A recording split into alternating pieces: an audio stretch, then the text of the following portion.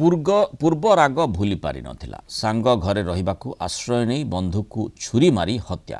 ବାଲେଶ୍ୱର ଜିଲ୍ଲା ଔପଦା ଥାନା ନରସିଂହଶିଲା ବସ୍ତିରେ ଜଘନ୍ୟ ହତ୍ୟାକାଣ୍ଡ।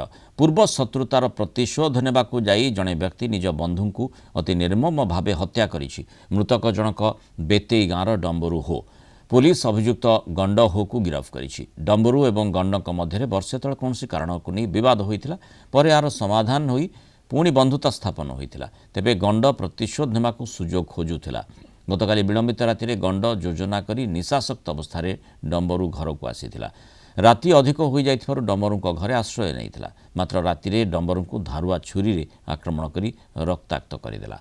डम्बरू चित्कार शुणी स्त्री निदर उठी धाई आसवा बेलू धक्का मारी घटनास्थल चंपट मारी गंड। परिवार लोके गुरुतर अवस्था डम्बरू को ऑटो जोगे उदला डाक्तरखाना को नहीं सेठे डाक्तर मृत घोषणा करते।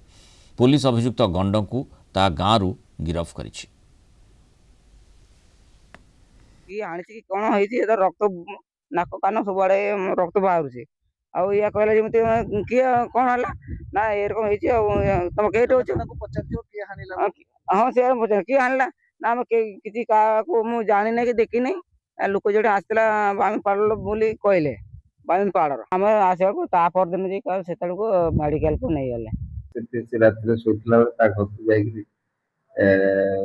माने कहला शोवाई पानी मागिया कही छुरी भूसी दे तार डाण पट बेकर भूसी सी मरी जाता। बर्तमान आम तदंत चली तदंत से आरेस्ट यार बड़ भाई जे कि जहाँ फैमिली बैकग्राउंड रे यार बड़ भाई जे कि 5-7 वर्ष तले से गोटे ट्रिपल मर्डर केस रे बर्तमान जेल अच्छी।